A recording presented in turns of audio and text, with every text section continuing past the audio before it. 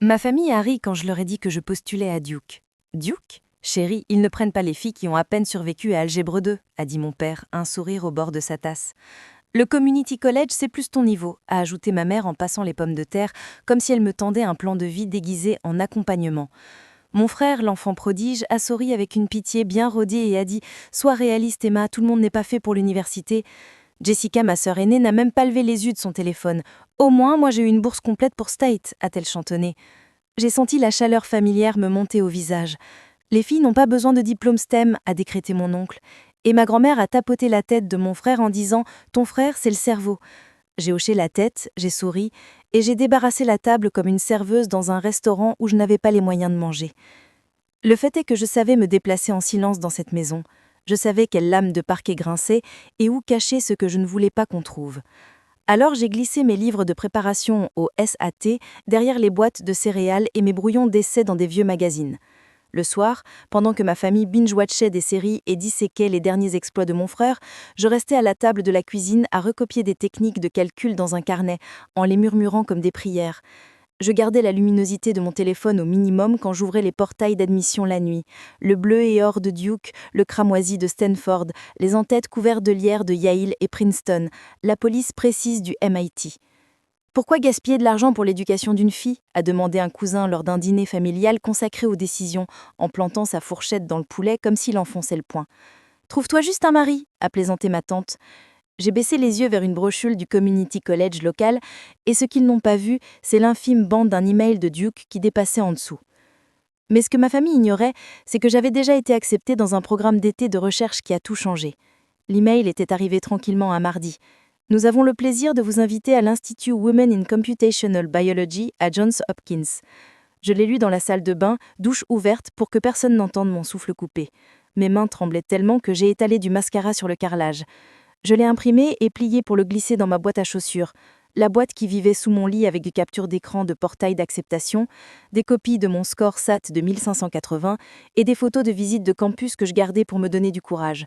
Quand mon frère est entré en bombant le tarse avec un 1200 au SAT et un nouveau sweat State, mes parents ont applaudi. « Il ira loin », a dit ma grand-mère.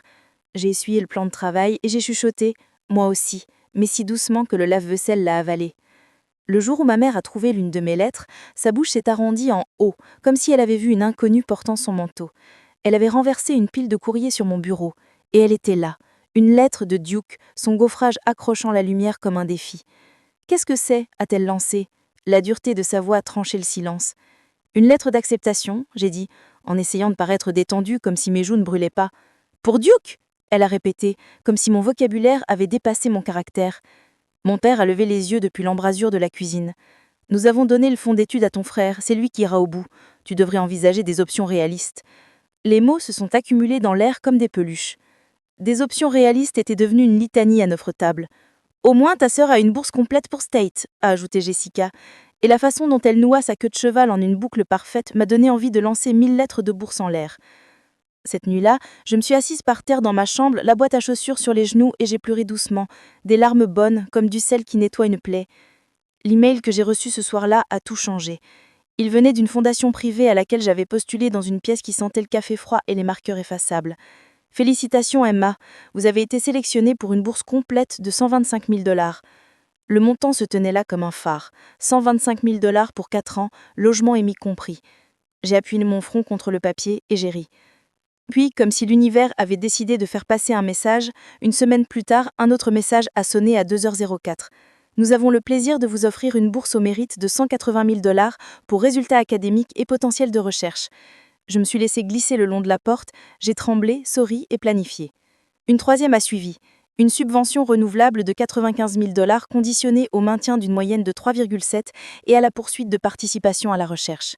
Je les ai toutes imprimées et rangées dans la boîte. La boîte paraissait plus lourde et plus légère à la fois. Au lycée, je me déplaçais comme une fille qui tend l'oreille à une chanson qu'elle est la seule à entendre. « Pourquoi tu trimbales ce manuel du MIT » m'a demandé un camarade. « Décoration » j'ai répondu, avec un sourire alors que mon cœur battait vite, parce qu'à l'intérieur j'avais glissé une lettre du MIT m'invitant à un entretien pour une bourse destinée aux femmes en IA. Sur mon téléphone, j'avais un dossier nommé « Peut-être ». À l'intérieur vivaient les portails d'acceptation de Stanford, Yale, Princeton, Duke, Northwestern et Johns Hopkins. Leurs pages de statut gravées dans mes yeux. À la maison, les insultes s'empilaient comme des vaisselles. Le community college, c'est ton niveau, répétait ma mère. Les filles n'ont pas besoin de diplôme STEM, martelait mon père en étalant du beurre sur du pain comme s'il se donnait une raison.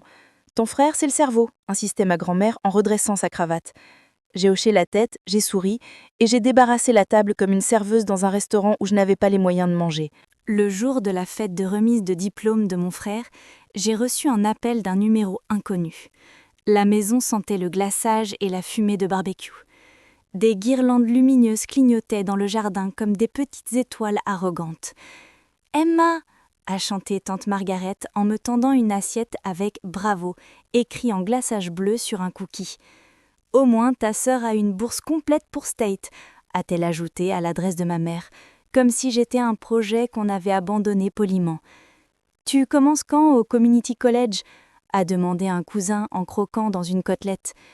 J'ai senti mon téléphone vibrer contre mes côtes et je me suis éclipsée dans le couloir, où les diplômes encadrés de mon frère reflétaient la lumière comme des miroirs réjouis. « Allô ?» ai-je chuchoté. « Ici le docteur Alvarez », a dit une voix posée, doyen des admissions à Duke. J'ai fermé les yeux. « Nous souhaitons vous accueillir officiellement dans la nouvelle promotion », a-t-il dit. J'ai plaqué ma main sur ma bouche. Nous vous mettons aussi en relation avec la Pratt School of Engineering pour un poste d'assistante de recherche. Le mot « accueillir » sonnait comme une langue enfin apprise. J'ai raccroché et glissé le téléphone dans la poche de ma robe, le cœur hurlant en chuchotant.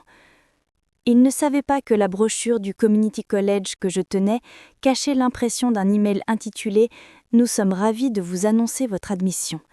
Je gardai la feuille pliée en deux, pour qu'elle tienne dans ma paume comme un secret. Dans le jardin, mon père a tapé son verre. « À mon fils », a-t-il dit, « qui a toujours été le cerveau ». Les gens ont applaudi. « Et à notre Emma », a-t-il ajouté, avec ce ton sirupeux qu'on utilise quand le dessert est la déception. « Qui trouve sa voix ?» Des rires ont goûté comme un robinet. J'ai souri et servi du punch, en faisant semblant de ne pas voir les regards qui disaient « Tu t'en sortiras si tu restes petite ». Mais mes mains étaient stables sur la louche, parce que ce que ma famille ignorait, c'est que j'avais déjà été acceptée à Stanford, au MIT, à Yale, à Princeton, à Johns Hopkins et à Northwestern, et que Duke venait d'appeler pour rendre cela officiel. Quand ma mère a retrouvé la lettre dans ma chambre, j'ai su que je devais faire plus que me cacher. Elle était venue emprunter une écharpe et avait ouvert le mauvais tiroir. Le blason de Duke a attrapé le soleil de l'après-midi. « Emma !» a chanté tante Margaret, la voix coupante comme une feuille de papier. « Depuis quand gardes-tu ce secret ?»« Depuis que tu m'as dit que je n'étais pas faite pour la fac, » ai-je dit calmement. Elle a cligné des yeux, comme si cette phrase ne lui avait jamais semblé étrange dans sa bouche. « Nous avons donné le fonds d'études à ton frère, » a-t-elle poursuivi, plus douce. « Et les prêts de Jessica sont déjà lourds. Nous devons être réalistes. » Je hochai la tête. « Je le suis, » ai-je répondu. « J'ai des bourses. » Elle a ricané. « Ce n'est pas fiable, et même si ça l'était, comment vas-tu t'en sortir ? Tu n'es pas comme ton frère. » J'ai replié la lettre avec soin. « Je sais, » ai-je dit. « C'est probablement pour ça que je vais m'en sortir. » L'école est devenue ma deuxième maison. Je restais tard à la bibliothèque, les doigts froids sur la table en acier, à tracer des démonstrations et équilibrer des équations, jusqu'à ce que les nombres me deviennent des amis. Margaret, ma coach de débat, s'est assise en face de moi un jeudi, et a posé une barre de chocolat sur mes notes. « Tu vas les surprendre », a-t-elle dit. « Et si je ne les surprends pas ?» ai-je demandé, la voix petite du souvenir de tous les rires. Elle s'est penchée. « Le travail est déjà fait, Emma. Laisse-les te rattraper. » Cette semaine, un email de Yale arrivait. « La doyenne Richmond vous invite à un café virtuel. » Je l'ai lu à un arrêt de bus qui sentait la pluie et la graisse de moteur. « Nous voyons votre persévérance, » a dit la doyenne plus tard, sa voix douce dans mes écouteurs. « Nous voulons que vous nous considériez. » En raccrochant, j'ai eu envie de danser dans les flaques comme à mes 12 ans. À la maison, les suggestions ont escaladé de l'insultant à l'absurde. « Tu devrais faire une année de césure pour travailler et aider ton frère à acheter ses manuels », a dit mon père lors d'une de ces réunions familiales qui ressemblaient à des représentations. « Il faut une ville entière », a chanté ma mère. « Nous devons investir là où ça compte. »« Là où ça compte », ai-je répété, et les mots avaient le goût de métal.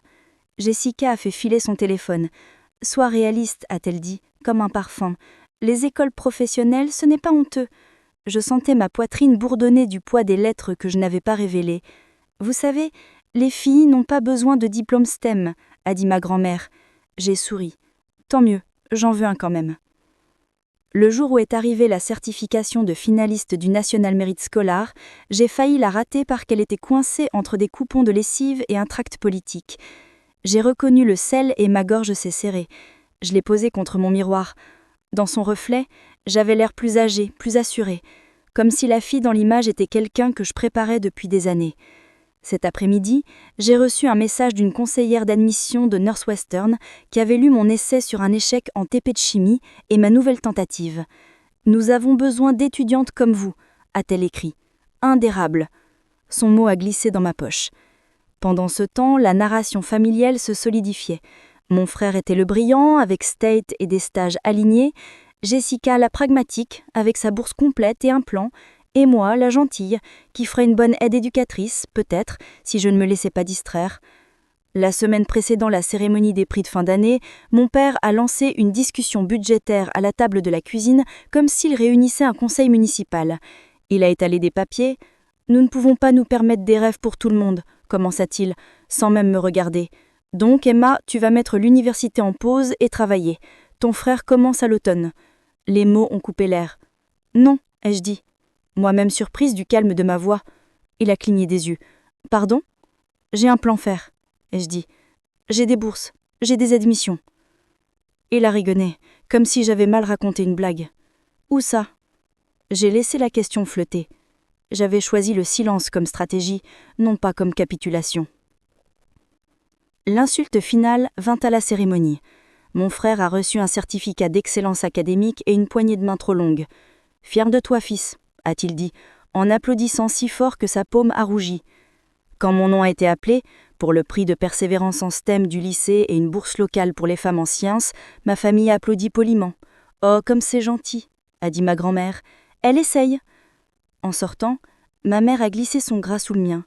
« On devrait reparler d'options réalistes », a-t-elle murmuré. J'ai regardé le trottoir gris et fendu. « Oui », ai-je dit. « Bientôt. » J'ai planifié la révélation comme une expérience de laboratoire, soigneusement, avec contrôle, variable et timing. J'ai choisi le dîner de décision de mon frère parce que je savais que la maison serait propre, la table pleine et tout le monde présent pour être témoin de sa propre certitude. J'ai placé les enveloppes dans une chemise bleue simple, du genre qu'on achète en papeterie quand on se sent chic. À l'intérieur, des lettres d'acceptation de Duke, Stanford, MIT, Yale, Princeton, Johns Hopkins et Northwestern.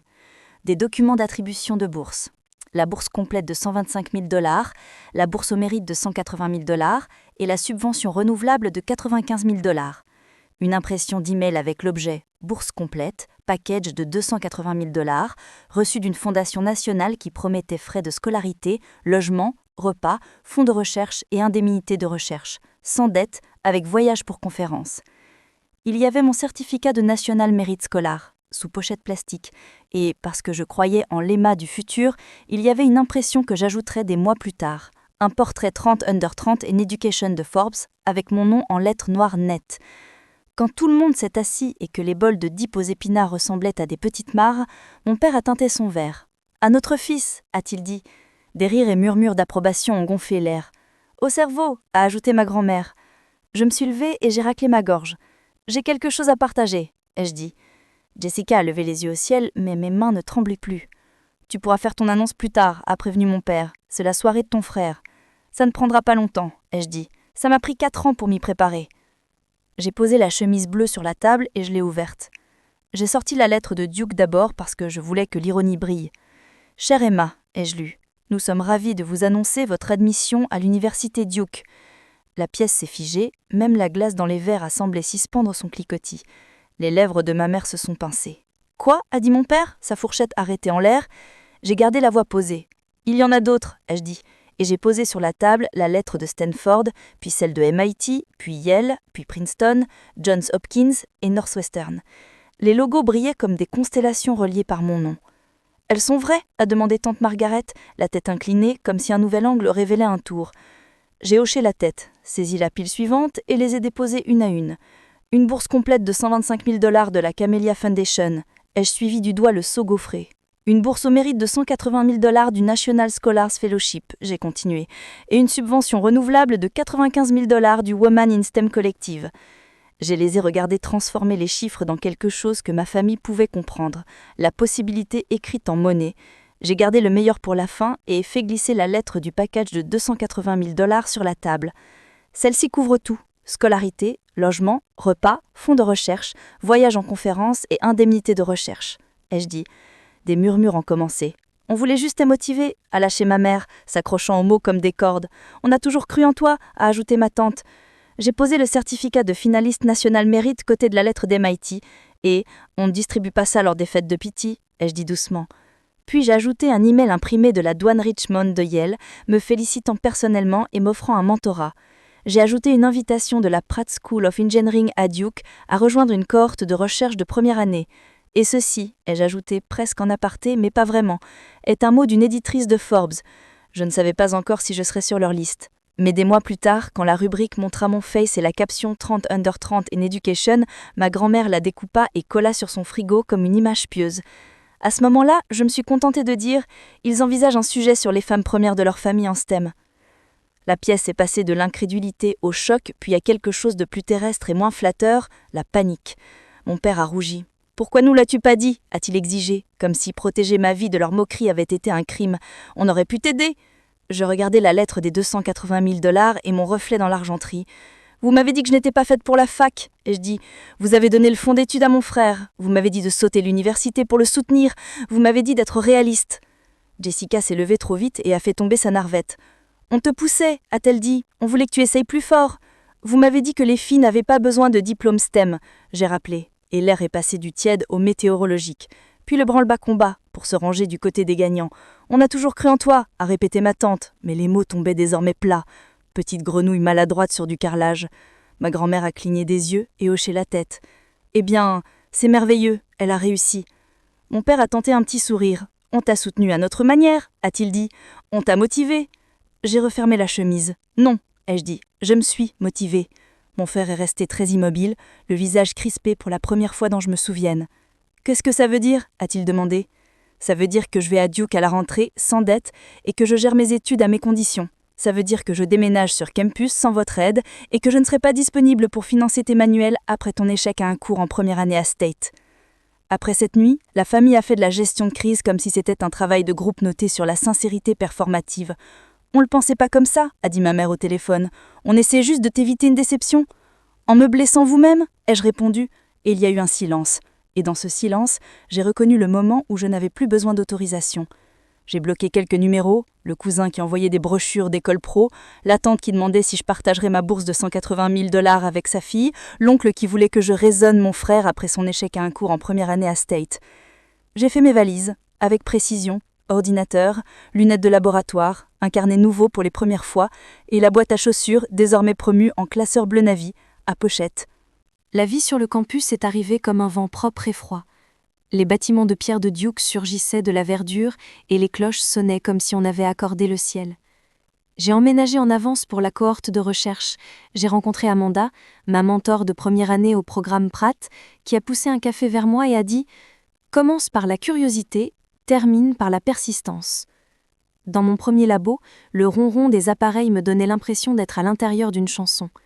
Sarah, une étudiante de dernière année qui deviendrait plus tard ma co-autrice, m'a montré comment calibrer la machine délicatement, comme si tu demandais à un chat de s'asseoir, a-t-elle plaisanté.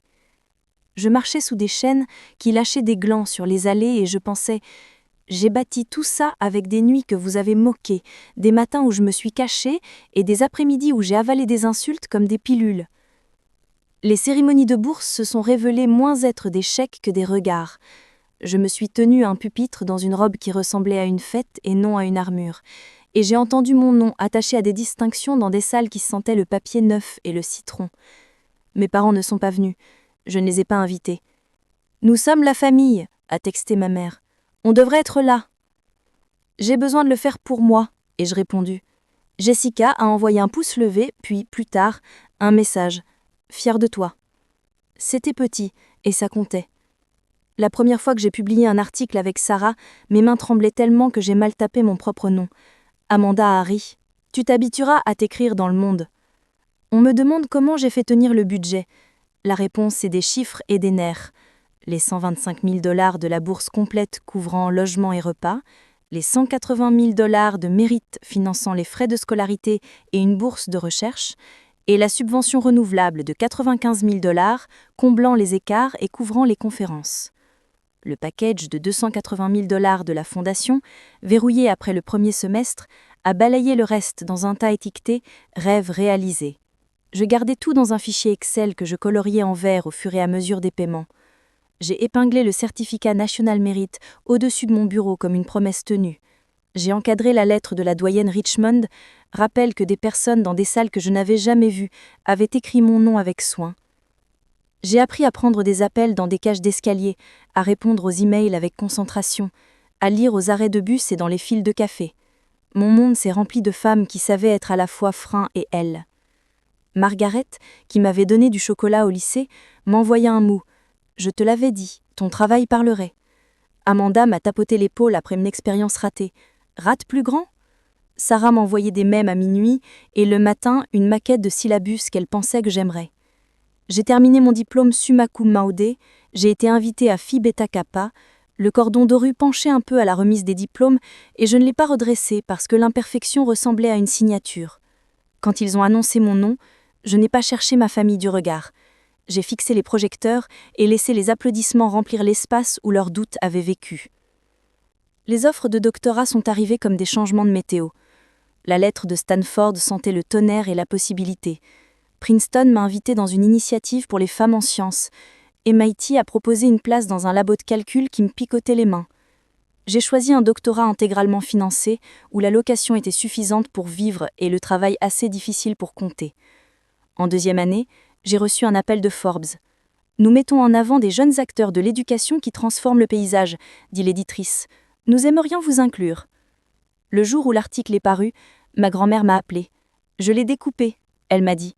« Il est sur mon frigo. » « Merci », j'ai dit. « J'ai toujours cru en toi. » J'ai fermé les yeux. « Je sais que tu pensais le faire, » ai-je répondu, choisissant la tendresse plutôt que le décompte. Pendant ce temps, mon frère est revenu vivre à la maison après avoir abandonné au milieu de sa 3e année. Les prêts s'accumulaient comme de la poussière dans des enveloppes non ouvertes. « Ce n'est pas sa faute », a dit ma mère, la voix effilée. « Les profs ont été injustes. » Mon père a construit des étagères au sous-sol, puis une autre, puis tout un meuble. « Il a juste besoin de temps pour se reprendre », a-t-il insisté. Un soir, Jessica m'a appelé. « Il demande si tu co-signerais un autre prêt. » Je lui ai dit non, mais il veut l'entendre de toi. J'ai senti l'ancienne douleur, l'envie de réparer ce que je n'avais pas cassé. « Non », j'ai dit, « je ne le ferai pas. » Il dit que tu lui dois bien ça. « Pourquoi ?» j'ai demandé. « Pour la famille qui t'a soutenue, » elle a dit, la voix tremblante. « J'ai fait ça avec des bourses, je lui ai rappelé. Tu le sais ?» Elle a soupiré. « Je le sais, j'essaie de leur rappeler. » Ma première offre d'emploi après le doctorat venait d'un institut de recherche qui sentait légèrement le café et les tableaux blancs. Le chiffre trônait sur la page comme un défi. 250 000 $ par an. « Nous voulons que votre travail s'applique », a dit le directeur, « pas seulement qu'il soit publié. » J'ai signé, pas pour le chiffre, même si le chiffre chantait, mais parce que ce travail construisait des outils que des filles comme moi pourraient utiliser. À l'arrivée, ils m'ont donné un computer et un carnet où il était écrit « Think bigger ». J'ai noté « Think braver »,« Think truer ». J'ai remboursé la seule carte de crédit que j'avais utilisée pour voyager avant que le package de 280 000 $ ne prenne le relais. J'ai donné à un fonds de bourse de mon ancien lycée et sur la ligne mémo, j'ai écrit « Pour la fille qui s'assoit en silence et garde l'épreuve ». Quand ma famille a appris le salaire, leurs réactions ont résonné comme le soir de la révélation.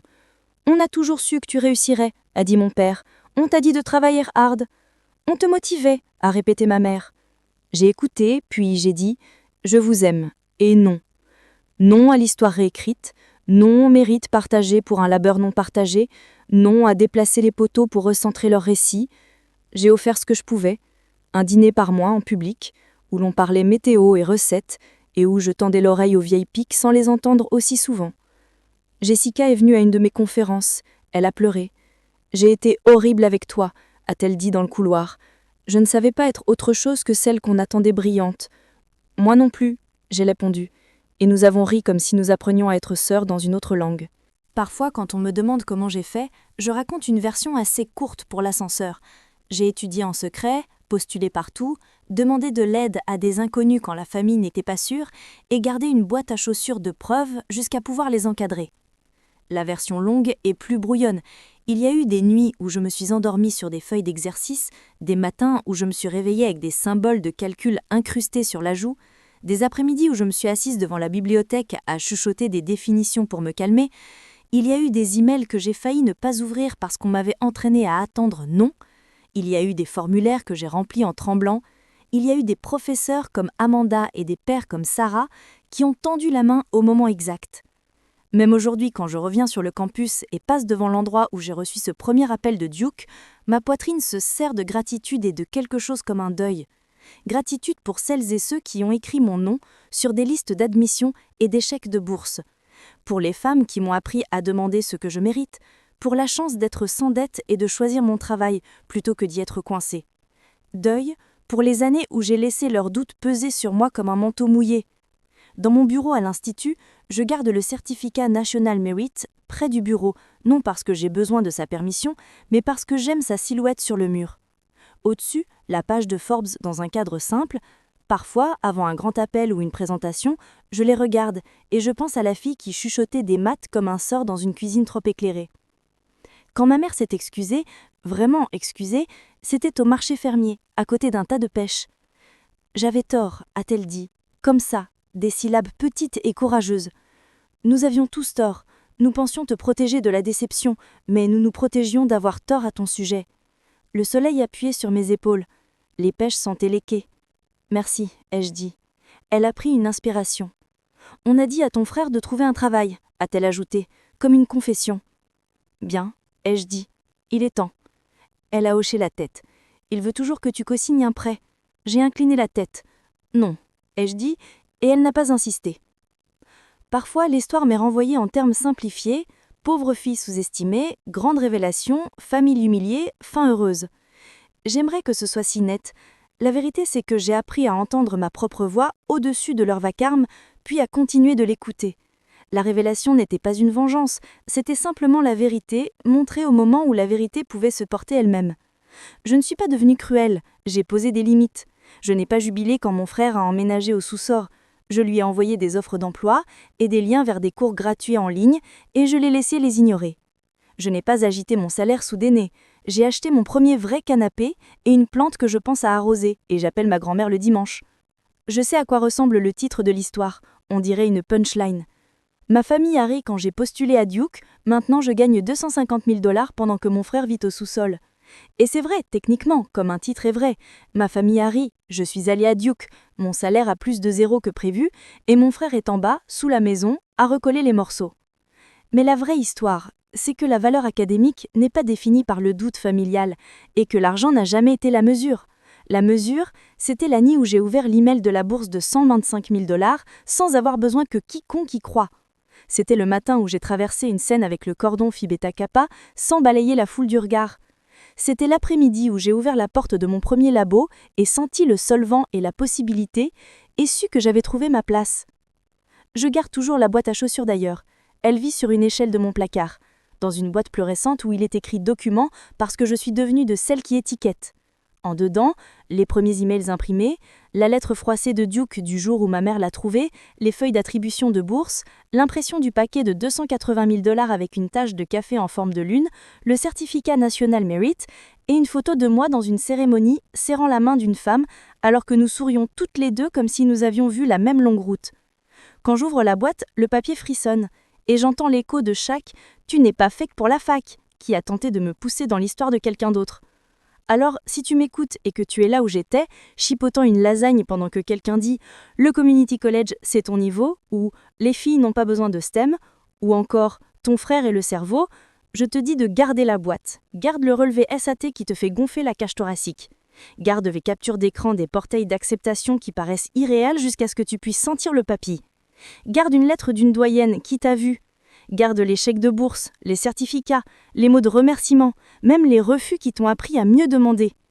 Il y aura une nuit où tes mains trembleront au-dessus d'une chemise bleue et tu poseras ta vie sur une table, et tu ne trembleras pas en le faisant.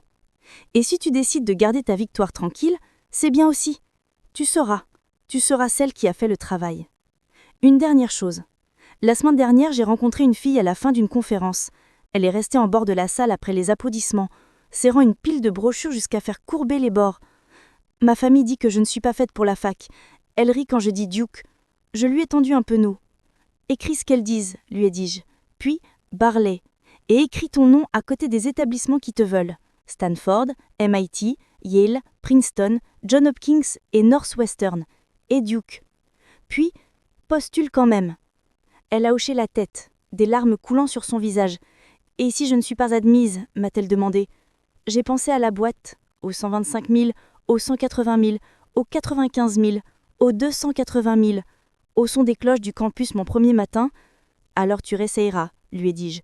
Et encore. Le travail est déjà fait. Laisse-les te rattraper.